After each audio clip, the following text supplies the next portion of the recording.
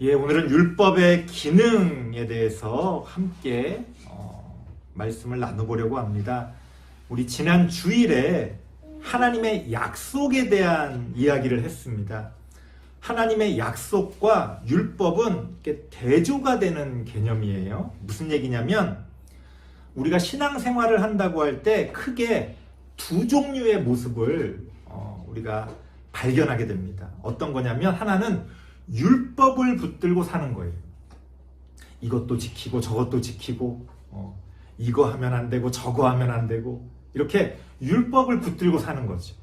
그래서 율법을 잘 지키면 내가 믿음이 요새 좋은 것 같아 이렇게 느껴지고 뭔가 좀 율법을 내가 어기는 것 같으면 내가 요새 믿음이 좀 부족해졌어, 약해졌어 그렇게 생각하는 거지. 사실은 믿음이라는 건 그렇게 율법 하나 지켰다고 확 늘어나고 율법 하나 어겼다고 확 없어지는 게 아니거든요. 그런데 율법을 붙들고 살다 보면 그런 느낌을 가져요. 그게 율법을 붙들고 사는 신앙생활입니다. 또 다른 신앙생활의 모습이 있는데 이거는 하나님의 약속을 붙들고 사는 신앙생활이에요. 하나님의 약속을 붙들기 때문에 때로는 넘어질 때가 있을지라도 하나님의 약속이 있기 때문에 다시 일어날 수 있는 힘을 얻게 됩니다.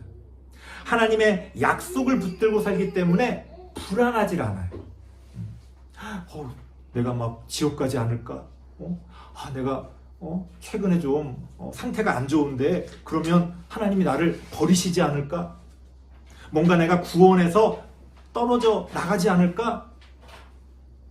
그런 어떤 불안한 마음을 하나님의 약속을 붙들고 살다 보면 다 우리가 극복하고 이겨낼 수가 있습니다. 이렇게 우리의 신앙생활의 모습이 율법을 붙들고 사는 것과 약속을 붙들고 사는 것으로 이렇게 나눠지는데 대부분의 사람들이요, 자기는 약속을 붙들고 산다고 생각해요. 하지만 실제로 많은 사람들이 율법을 붙들고 삽니다. 그러니까 불안하고 걱정하고 항상 교회를 다니면서도 죄책감에 시달리고 또 남들이 나를 어떻게 볼까 그런 것들을 신경 쓰는 거예요. 이런 것들이 다 율법을 붙들고 사는 사람의 모습입니다. 여러분의 모습은 어떻습니까? 여러분은 율법을 붙들고 사십니까? 아니면 약속을 붙들고 살고 계십니까? 율법을 붙들고 사는 사람은요, 자신이 어떻게 믿건 상관없이 행함으로 구원을 얻으려고 하는 거예요. 내가 뭔가 잘하면 구원을 얻을 수 있어. 내가 못하면 구원을 얻지 못하지. 남을 판단할 때도 그렇게 판단합니다. 저 사람은 저렇기 때문에 문제가 있어. 저 사람은 교회도 열심히 다니고 교회에서 봉사도 많이 하고 저 사람은 정말 훌륭한 사람이야. 율법을 통한 구원을 얻으려고 하느냐, 반대로 약속을 통한 구원을 얻으려고 하느냐, 이건 다르다는 거예요. 약속을 붙들고 사는 사람은 믿음으로 구원을 얻습니다. 여기서 믿음이라는 게 제가 반복해서 말씀드리지만 내가 뭘 믿는다 이런 걸로 생각하시면 안 돼요. 믿음이라는 건 뭐랄까요? 인격적인 관계예요. 인격적인 관계. 엄마 아빠랑 나는 인격적인 관계죠. 부모와 자식의 관계가. 또 사랑하는 사람들의 관계는 인격적인 관계예요. 불안해하질 않아요. 물론 잘못하면 이거 혼나는 거 아니야? 이런 생각을 하지만 버림받을까 봐 두려워하진 않습니다. 믿음이라는 건 어떤 인격적인 관계를 얘기하는 거예요. 우리가 약속을 붙들고 산다는 것은 그러한 믿음을 통하여 하나님과 인격적인 관계를 맺고 거기서 구원을 얻는 것을 이야기합니다. 성경은 둘 중에 뭘 가르쳐 줍니까? 우리가 율법을 통해서 구원을 얻는다고 성경은 말합니까? 아니면 약속을 통해서 구원을 얻는다고 말합니까? 성경은 약속을 통해서 구원을 얻는다고 가르칩니다. 믿음이 중요하다는 거죠. 여러분, 그렇다면 우리가 믿음만을 붙들고 산다고 했을 때 도대체 율법이라는 것은 우리 삶에 어떤 것이냐? 백해무익한 거냐? 그렇지 않다는 거예요. 자, 율법이라는 것은 그렇다면 어떤 기능을 하느냐? 오늘 그것에 대해서 살펴보려고 합니다. 세 가지로 나눠서 이야기를 한번 해볼 텐데요. 한번 말씀을 같이 읽어가면서 율법의 기능에 대해서 우리가 알아보겠습니다. 19절 말씀 같이 한번 읽어볼게요. 19절 다시 한번 읽어보겠습니다. 시작. 그런즉 율법은 무엇이냐? 범법함으로 더하여진 것이라. 천사들을 통하여 한 중보자의 손으로 베푸신 것인데 약속하신 자손이 오시기까지 있을 것이라. 아멘. 율법에 대해서 성경이 뭐라고 말합니까? 범법함으로 더하여진 것이라 이렇게 얘기를 해요. 이게 그 번역을 하다 보니까 이 의미를 우리가 알기가 어렵습니다. 이게 무슨 얘기지? 범법함으로 뭐가 더해졌다는 거지? 이게 쉽게 그 의미를 설명해 드리면 이런 거예요. 율법이라는 건 범죄를 드러내는 기능을 한다는 거예요. 어떤 잘못된 행동이 있을 때, 어떤 잘못된 일이 있을 때 율법이 없으면요, 우리는 그것을 잘못된 건지 모릅니다. 혹은 우리는 뻔뻔해져요. 야, 그런 법이 어딨어? 뭐 내가 하지 말란 법이 어딨어? 이런 식으로. 그러니까 율법이라는 건 어떤 것이 죄라는 것을 드러내는 거예요. 율법이 없으면 사람들이요 뻔뻔해져요. 요즘 보면 요즘 세상에 많이 그런 것 같아요. 사람들이 너무 법 이러다 보니까 그냥 이렇게 상식적으로 관례적으로 우리 사람과의 관계 가운데서 당연히 그러면 안 되는 행동들이 있잖아요. 근데 요새 보면요 사람들이 뻔뻔해져 가지고 야 그거 하면 안 된다는 법이 어딨어 이래요. 그 사람들 말대로라면 도대체 법을 얼마나 많이 만들어야 됩니까? 이거 하지 말아라, 저거 하지 말아라, 이거 해라, 저거 해라. 아마 어떤 법을 만들어도 다 빠져나갈 수 있을 거예요. 그래서 법이라는 거는요, 그 법의 취지가 중요해요. 왜 그 법을 만들었느냐. 저는 간혹 재판관들이 엉뚱한 재판 결과를 내놔요. 그러면서 뭐라고 얘기하냐면 법적으로 어쩔 수 없다는 거예요. 그래서요, 돈 많은 사람들은 유명한 변호사, 똑똑한 변호사, 힘 있는 변호사를 딱 변호사로 뽑습니다. 그러면 이 사람들이 재판관보다 더 똑똑해. 그러니까 재판관이 말해서 딸려. 그래가지고 분명히 이거는 죄가 있는데 법적으로 따지다 보면 할 말이 없는 거야. 그러니까 누가 봐도 죄가 있는데 무죄를 선고합니다. 그래서 사람들이 막 언론에서 뭐라고 그래요? 야, 그럼 그게 말이 되냐? 아니, 저렇게 잘못했는데 집행유예로 빠지고 저렇게 잘못했는데 이 정도밖에 처벌을 안 받냐? 저렇게 잘못했는데 왜 누구는 무죄냐? 사람들이 그렇게 막 따져요? 그럼 재판관이 뭐라고 그래요? 법적으로 어쩔 수 없다는 거예요. 법만 따지면 그럴 수밖에 없다는 거예요. 이게 얼마나 어리석은 말입니까? 그렇게 할 것 같으면 앞으로 재판관들 다 없애고 AI가 재판하는 게 공평하겠어요. 만약 법만 따질 거면. 왜 재판관을 거기 세워뒀어요? 때로는 그 재판관이 우리가 생각하는 것처럼 인격적이고 우리가 생각하는 것처럼 법을 완벽하게 아는 게 아닐 수도 있는데 왜 재판관을 우리가 세워뒀습니까? 상식적으로 판단하라는 거예요.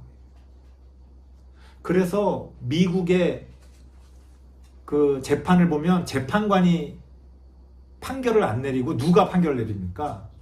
그 시민들이 뭐라 그러죠? 배심원. 배심원. 저는 어릴 때는요, 그게 이상했어요. 아니, 저 배심원들 보면, 그 영화 보면 알잖아요.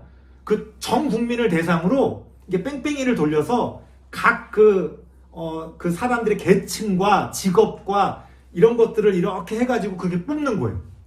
그래서 거기서는요, 어느 날 갑자기 나한테 봉투가 날라와. 이번 재판에 참여하라고. 내가 일해야 되는데, 그러면 법적으로 거기에 갈 수 있도록 보장을 해줍니다. 그래서 누구나 그 의무를 다 해야 돼요. 시민이라면. 나는 아무것도 모르는데요? 그래도 가서 해야 돼요. 그래서 재판이 어떻게 진행되냐면, 우리 미국 영화 많이 봤죠? 그 재판 기간 동안에 그 사건의 내용에 대해서 배심원들에게 설명을 해줍니다. 가르쳐요. 그래서 그 사람들이 상식적으로 판단할 수 있게 하는 거예요. 법을 전공하지 않았지만 판결을 내려요. 근데 놀라운 거는요, 똑똑한 재판관 한 명보다 더 판결을 잘 내린다는 거예요. 우리도 그런 거 있잖아요. 여러 사람이 생각하는 게 옳을 때가 많이 있거든요. 물론 잘못할 때도 있겠죠. 하지만 오히려 똑똑하다는 한 명보다 더 판결을 잘 내린다는 거예요. 우리가 왜 재판을 합니까? 법대로 하려고 재판합니까? 아니죠. 법이라는 건 상식적으로 우리가 인간답게 공평하게 정의롭게 우리 사회를 만들기 위해서 재판을 하는 거예요. 그런데 오늘날 얼마나 많은 사람들이요, 법대로 그런 법이 어디 있냐 하면서 뻔뻔한 행동들을 얼마나 하는지 몰라요. 그런 행동을 해도 우리는요, 할 말이 없습니다. 왜? 우리도 맨날 법대로 하자고 그랬으니까. 그래서 맨날 하는 얘기가 뭐예요? 이런 법을 만들어야 된다. 저런 법을 만들어야 된다. 형량을 높여야 된다. 여러분, 형량을 높여서 다 해결될 것 같으면 모든 범죄를 다 형량 100년, 사형. 그러면 이 사회가 깨끗해지겠네요? 아니요. 그렇지가 않다는 거예요. 법이라는 게 중요합니다. 법이 필요해요. 왜? 법이 우리 사회를 깨끗하게 해줍니까? 법이 우리 사회를 아름답게 만들어줍니까?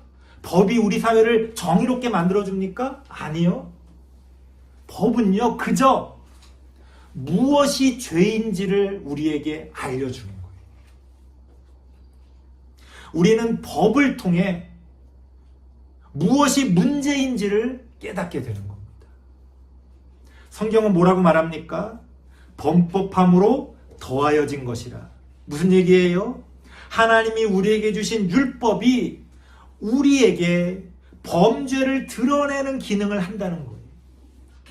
우리 사회에 무엇이 죄인지를 깨닫게 만들어 준다는 겁니다. 많은 사람들이 착각을 합니다. 법이 범죄를 예방해 줄 거라고 생각해요. 그래서 어떤 안 좋은 범죄가 있으면 저거 봐라, 형량이 낮으니까 자꾸 사람들이 저렇게 죄를 짓지 않냐, 이렇게 얘기를 해요.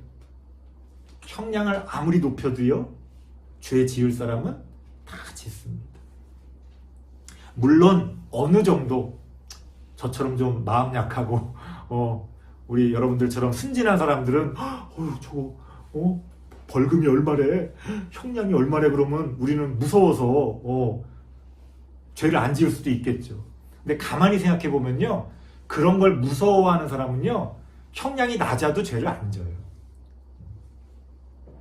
형량이 높다고 해서 모든 범죄가 예방되질 않습니다. 율법의 기능은 범죄가 범죄임을 드러나게 한다는 것. 이것이 바로 율법의 중요한 역할입니다. 그러니까 여러분들이 율법을 따라 살면서 이렇게 실패하잖아요. 내가 왜 이렇게 이런 걸 못했을까? 내가 이렇게 이런 걸 잘못했어. 죄책감에 시달리지 말고 그것을 통해서 바른 길로 가면 되는 거예요. 시험 보는 거 싫어하는 친구들 많잖아요, 학교에서. 저는 시험 보는 거를 그렇게 싫어하지 않았는데, 왜냐면은 시험을 잘 봐서 그런 게 아니고, 시험을 봐야 내가 뭘 알고 있는지, 내가 뭘 모르는지를 알 수가 있어요. 시험을 안 보면요, 점검이 안 돼요. 문제는 시험 성적으로 아이들을 줄 세우는 게 문제지, 시험은요, 내가 어떤 걸 배워나가는데 굉장히 중요합니다. 시험 보니까 공부하지, 시험 안 보면 공부하겠어요? 우리 시험 보기 전에 혼자 막 문제 풀어보잖아요. 그러면 틀린 게 많아요. 그러면 실망할 게 아니죠. 아이고, 내가 이걸 몰랐구나. 내가 뭘 몰랐는지를 알게 되는 거예요. 그러니까 우리가 율법 가운데서 실패할 때가 있어요. 죄책감에 시달리지 말고, 내가 이런 게 부족하구나. 내가 이런 면에서 약하구나. 나를 알게 되는 거예요. 나를 더 올바르게 성장시킬 수 있는 그런 어떤 기회를 율법이 우리에게 전해 준다는 겁니다. 자, 이렇게 범죄를 드러내는 것이 왜 중요하냐? 22절 말씀 같이 한번 읽어볼게요. 22절 시작. 그러나 성경이 모든 것을 죄 아래에 가두었으니 이는 예수 그리스도를 믿음으로 말미암는 약속을 믿는 자들에게 주려 함이라. 무슨 얘기냐? 모든 것을 죄 아래에 가두었다는 건 이 세상이 죄의 권세 아래에 있다는 거예요. 무슨 말이냐? 어떤 사람도 율법적으로는 다 죄인이라는 거예요. 누가 더 큰 죄를 졌냐, 작은 죄를 졌냐 따질 수는 있겠죠. 하지만 우리는 누구나 율법 아래에서는 죄인이라는 거예요.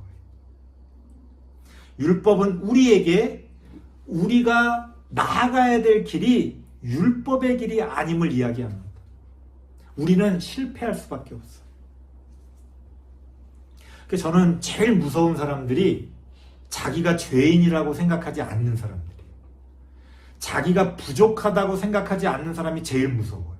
왜? 그런 사람은 남을 쉽게 정죄합니다. 만약에 여러분들이 큰 죄를 지었어요. 남 몰래.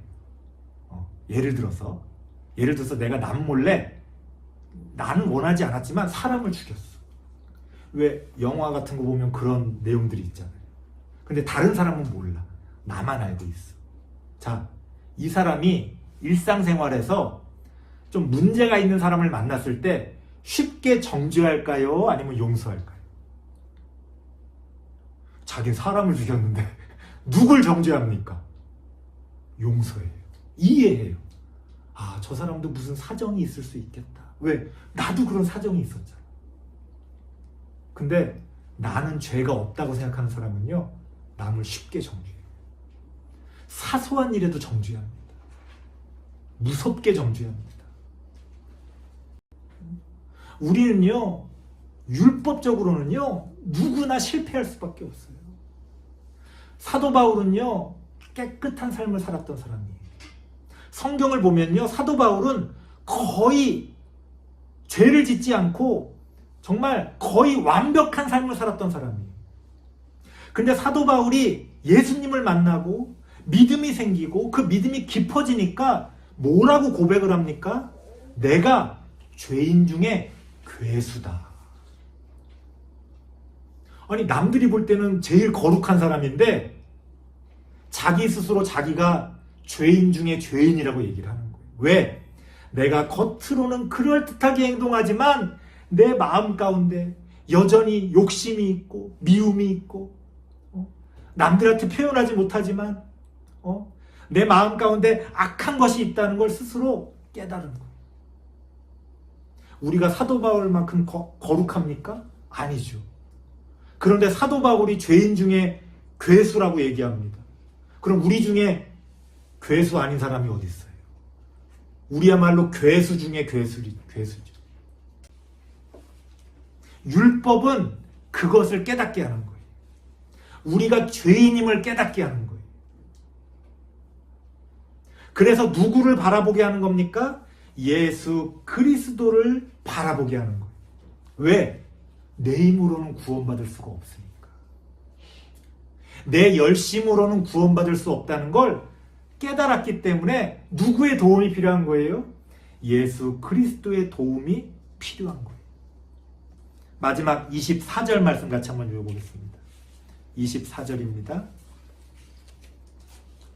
시작. 이같이 율법이 우리를 그리스도께로 인도하는 초등교사가 되어 우리로 하여금 믿음으로 말미암아 의롭다함을 얻게 하려 함이라. 아멘. 무슨 얘기예요?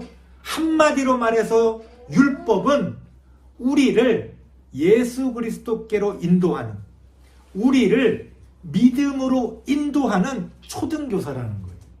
이게 좀 번역이 좀 어렵습니다. 어쩔 수 없이 초등교사라고 번역했는데 예전 개역 한글판 성경에서는 이 초등교사를 뭐라고 번역했냐면 몽학선생이라고 번역했어요. 아마 들어보셨을 거예요. 한 번쯤. 몽학이라는 건 어린아이들을 가르치는 걸 몽학이라고 해요. 그래서 이제 요새는 몽학이라 그러면 아무도 못 알아듣잖아요. 이게 한자 말이니까. 그래서 그것을 초등교사라고 바꾼 거예요. 근데 본래 뜻하고는 또 좀 이게 맞지가 않아요. 이 초등교사라고 번역한 그 단어가 우리말로 번역하기가 어려워요. 그래서 어쩔 수 없이 이렇게 번역을 했는데 그 뜻이 뭐냐면 그 그리스 로마 시대 때 그 주인들이 있잖아요. 거기 귀족들이 있잖아요. 귀족들이 자기 자녀들을 가르치는데 그 자녀들을 가르치기 위해서 자신의 종들 가운데서 어떤 분야마다 잘하는 종들이 있잖아요. 그 종들을 그 자녀에게 이렇게 뭐랄까요? 개인교사라고 하기도 좀 그렇고 보디가드처럼 이렇게 그 자녀에게 이렇게 붙여줍니다. 그래서 그 자녀가 학교 갈 때는 좀 힘 좋은 그 종이 학교 갈 때 이렇게 보호를 해줘요. 그리고 그 종들 가운데서 예를 들어서 무술이 뛰어나다. 그러면 무술도 가르쳐주고. 그리고 그 종들 가운데서 이 셈을 잘한다. 계산을 잘한다. 그러면 그런 계산도 배우게 하고. 그래서 주인의 자녀들을 교육시키기 위해서 붙여주는 사람들을 우리가 초등교사라고 번역을 한 거예요. 그러니까 우리가 생각하는 초등학교 선생님하고는 좀 다른 거죠. 그러니까 무슨 얘기냐? 주인의 자녀가 성인으로 성장할 때까지 다양한 방면으로 보호하고 인도해 줄 수 있는 사람을 오늘 성경이 초등교사라고 이야기하는 겁니다. 그래서 율법이 그런 기능을 한다는 거예요. 율법이 주인은 아니에요. 율법은 종입니다. 하지만 그럼에도 불구하고 그 주인의 자녀가 어느 정도 성장할 때까지 그 주인의 자녀를 보호하고 가르치는 그러한 역할들을 한다는 거예요. 그래서 사실 이제 이 주인의 자녀들은 이 초등교사를 싫어합니다. 왜 싫어합니까? 내 맘대로 막 놀러 가고 싶은데 안 됩니다. 주인님이 이 시간에 공부하라고 하셨습니다. 막 막는 거야. 그러니까 싫죠. 짜증나지. 내 맘대로 하고 싶은데 못하게 하니까 짜증나죠. 그리고 막 시간표대로 막 움직이게 하고 하니까 막 힘들고 막 원망이 되는 거예요. 우리도 율법을 대할 때 그렇잖아요. 율법 짜증나죠. 뭔가 막 지켜야 되고 하지 말아야 되고 피곤하고 힘들어요. 하지만 그러한 율법이 우리로 하여금 성장하게 하는 밑거름이 되는 거예요. 여러분, 율법이라는 게요, 나를 귀찮게 하고 때로는 우리로 하여금 죄를 짓게 하는 것 같아도요, 그 율법을 통해서 우리는 겸손하게 하나님께 배울 수 있는 어떤 자세를 얻게 되는 거예요. 율법이 없으면 내가 잘난 줄 알지. 내가 죄인이 아닌 줄 알잖아. 율법에 대해서 생각하면요, 내가 죄인이라는 걸 깨닫게 돼요. 오직 믿음으로 말미암아 우리가 구원을 얻을 수밖에 없다는 걸 깨닫게 돼요. 그래서 하나님을 의지하게 돼요. 그래서 예수님을 따르게 됩니다. 그것을 통해 우리가 구원을 얻을 수 있다는 걸 알게 되는 거예요. 설교를 마치겠습니다. 율법의 기능에 대해 세 가지로 말했지만 이거는 다 연결이 되어 있는 거예요. 결국 율법을 통해 우리는 죄가 무엇인지 알고 내가 죄인임을 깨닫게 됩니다. 그래서 하나님을 의지하게 하는 거예요. 하나님이 아니면 우리가 구원 얻을 수 없다는 걸 알게 하는 거예요. 율법을 통해 우리는 그렇게 믿음으로 갈 수 있는 바탕을 얻게 됩니다. 그러니까 율법이 나쁜 게 아니에요. 율법을 버려서도 안 되는 거예요. 우리는 율법을 통하여 믿음으로 나아가야 합니다. 율법을 통해 예수 그리스도를 믿는 믿음으로 구원을 얻으시는 우리 모든 성도님들 되시기를 바랍니다. 기도하겠습니다. 하나님 감사합니다. 우리는 믿음으로 구원을 얻는다고 말만 하지만 그 믿음으로 나아가기 위하여 율법 안에서 우리가 죄인임을 깨달아야 한다는 것을 잊어버릴 때가 많이 있습니다. 율법을 지키기 위해 노력하다가 실패하고